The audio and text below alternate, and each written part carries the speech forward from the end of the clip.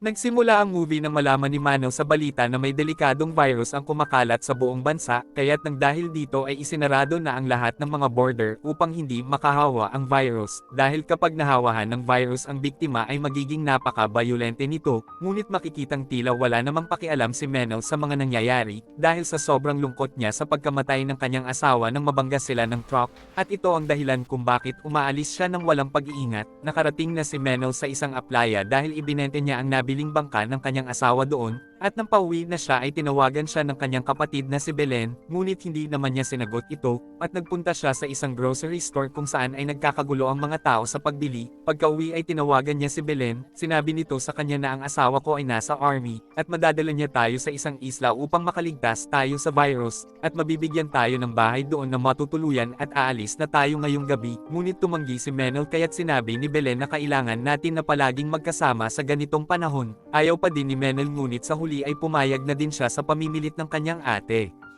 Kinaumagahan ay nagpunta na siya sa airport kasama ang kanyang pusa, at nakita niya ang mga tao na papunta din sa airport upang makapunta sa isla, at sa balita ay nalaman ni Menel na nagkaroon na ng second variant ng virus, at ito na ang wave ng ikalawang virus kung saan kumakalat ito sa pamamagitan ng dugo ng taong nahawahan. Nakarating na si Menel sa airport at may mahabang pila doon upang makabili ng ticket, ngunit biglang inannounce na cancel na ang flight papunta sa isla, kaya't nag-alala ang lahat kung papaano pa sila makakapunta sa isla ngayon. Pagkatapos ay tinawagan siya ni Belen, at sinabi nito na isinarado na ang airport dito dahil sa second variant ng virus, kaya't umuwi ka na at huwag kang lalabas ng bahay, at i-update na lang kita kung ano ang susunod mong gagawin. Pagkatapos ay nagkagulo na din doon at kahit papaano ay nagawang makaalis ni Menel kasama ng kanyang pusa, ngunit habang papauwi ay nakita niya ang napakahabang traffic na hindi umuusad, kaya't kinuha na lang niya ang kanyang pusa at naglakad na lang siya upang makauwi, at laking gulat niya nang makita niya ang mga sundalo na sa pilitang kinakaladkad ang kanyang kapitbahay, dahil nahawahan pala ito ng bagong variant ng virus.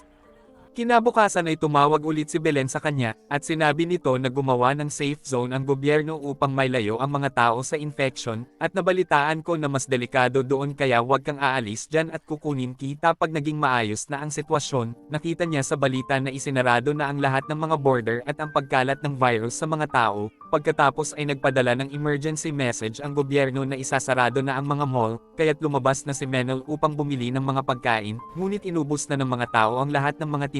kaya't kumuha na lang siya ng ilang mga bagay at umalis. Pagkatapos ay nakita niya na inatake ng isang nahawahan ang isang pulis, kaya't kinuha niya ang isang tubo upang iligtas ang pulis, ngunit bigla siyang sinugod ng zombie at habang nilalabanan niya ito ay bigla itong pinaputukan ng pulis. Pagkatapos ay nilapitan niya ang pulis ngunit nahawahan na din pala ito, kaya't agad siyang nagtatakbo at makikitang binawi na ng pulis ang kanyang sariling buhay upang hindi na siya makahawa ng iba. Pagka-uwi ay nilagyan na niya ng mga extra lock ang kanyang bahay upang walang makapasok, at kinagabihan ay nawala na din ng signal. Dumating na din ang boss ng mga sundalo upang dalhin ang mga tao sa safe zone, at pagkatapos ay inannounce na sumakay na ang lahat sa boss, ngunit pinatay na ni Menel ang lahat ng mga ilaw at nagtago upang hindi siya kunin ng mga sundalo, at makaraan ng 2 linggo ay naiwang mag-isa si Menel sa kanilang lugar. Pagkatapos ay gumawa siya ng isang video para sa kanyang ate, at sinabi niya dito na ayos lang ako dito ngunit papaubos na ang pagkain, ngunit hindi naman niya mai-send ito dahil wala ng signal, at naisip niya na mamamatay siya sa gutom at hindi sa impeksyon, kaya't kinuha niya ang kanyang mga sandata at lumabas upang maghanap ng pagkain. Pagkatapos ay pumasok siya sa isang bahay kung saan ay nakita niya ang isang matandang babae na nasa isang wheelchair, at sinabi sa kanya nito na wala din akong pagkain dito, kaya't pinapunta siya nito sa ibang bahay at nang makakuha siya ng mga pagkain ay kumain sila ng matandang babae. Pagkatapos ay sinabi niya dito ang tungkol sa kanyang asawang namatay. Umuwi si Menel sa kanyang bahay at gumawa siya ng mga video at sinend niya ang mga ito kay Belen, at umaasa siya na makakarating ito kay Belen kapag nagkaroon na ng signal. Pagkatapos ay narinig niya sa radyo ang matandang babae, at sinabi nito na ibinalita ng mga opisyal na pumunta ang mga buhay pa sa safe zone. Kinabukasan ay nalungkot siya nang kukunin na niya ang matandang babae, dahil binawi na pala nito ang sarili niyang buhay.